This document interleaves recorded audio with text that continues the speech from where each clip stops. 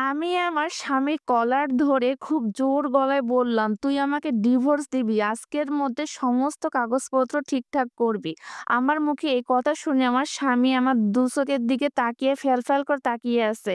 তারপর দেখলাম সে কাঁদতেছে। তার কান্না দেখে আমি খুব তিরস্কার করে হাসলাম। আর ভাবলাম যে, "তুই কাঁদতেছিস তো আমার কি? তোকে তো আমি দিব ডিভোর্স।" তারপরে আমার স্বামী বেশ কিছুক্ষণ ভাবার পর আমাকে উত্তর দিল, "ঠিক আছে, তোমাকে আমি ডিভোর্স দিব। সমস্ত কাগজপত্র আমি ঠিক করতেছি। অল্প কিছুদিনের মধ্যে আমাদের দুজনের মধ্যে ডিভোর্স হয়ে যায়।" তারপর আমার স্বামী ডিভোর্স লেটার আমার হাতে ধরিয়ে দিয়ে বলল, "চলে যাও আমার বাসা থেকে। আর কখনো আমার জীবনে ফিরে আসবা না।" ডিভোর্স লেটার হাতে পাওয়ার পর আমি অনেক খুশি হয়েছিলাম। মনে ভাবলাম, "থাকবো না তোর বাড়ি, খাবো না তোর ভাত। আজকের পর থেকে বাবার বাসায় যাব, স্বাধীন মতো চলবো। আহ! কি যে সুন্দর জীবন!" এই ভেবে আমি অনেক খুশি মনেই আমার স্বামীর বাসা থেকে সমস্ত জিনিসপত্র গুছিয়ে নিয়ে আমার বাপের বাড়ি গেলাম। কিন্তু বাপের বাড়ি যাওয়ার পর বুঝতে পারলাম এই পৃথিবীতে স্বামী ছাড়া আসলেই একটা মেয়ে অসহায়। ৩ দিন হয়েছে আমার ডিভোর্স হওয়া। বাসায় যেদিন আমি ১ম আসি তখনই আমার ছোট ভাই বলে, "কিরে তোর হাতে এত বড় ব্যাগ কেন? তুই কি মেলাদিন এখানে থাকবি নাকি?"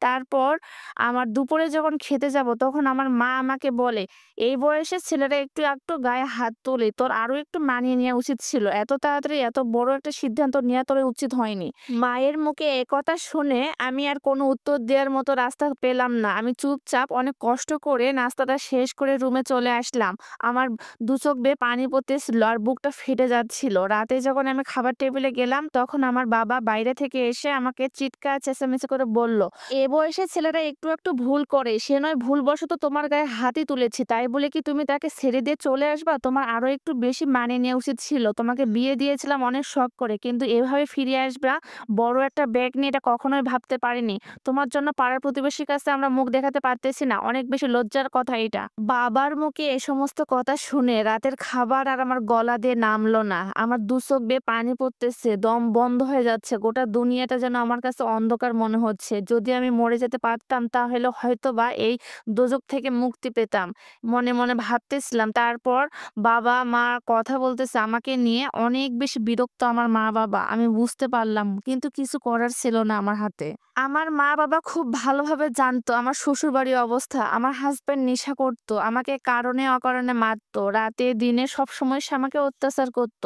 আমার শাশুড়ি ননদ আমাকে কখনোই ভালোবাসতো না। তারা আমাকে এত অত্যাচার করত কিন্তু আমার মা-বাবার চোখে এসব কিছুই পড়ল না। আমি এখানে আসছি এইজন্য তাদের কাছে এত বেশি বোঝা হয়ে গিয়েছি। ২ দিন পর আমার ছোট ভাই এসে বলে, "কিরে বোন, তুই এখান থেকে যাবি কবে?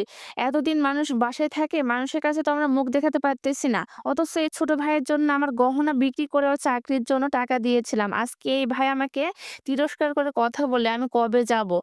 বিকেলবেলা যখন আমি বাইরে যেতাম আমার সবথেকে ক্লোজ বান্ধবী, তার মা পর্যন্ত আমাকে পছন্দ করে না। তাকে মিশতে দেয় না আমার কাছে। আমার সঙ্গে নাকি মিশলে সে নষ্ট হয়ে যাবে। আমার স্বামীর ফোনে আমি প্রতিনিয়ত কল দিতাম। সে আমার ফোন কখনোই রিসিভ করত না। বিভিন্ন নাম্বার থেকে দিতাম, কখনোই ধরতো না। আমি মেসেজ করতাম, সেগুলাও ইগনোর করত। আমি যদি এই পরিস্থিতিতে আমি তার কাছে ফিরে যেতে পারতাম, হয়তোবা এই পৃথিবীর মধ্যে আমি সবথেকে সুখী নারী হতাম। এটা একটা দুঃখী আপুর জীবন থেকে নেয়া গল্প।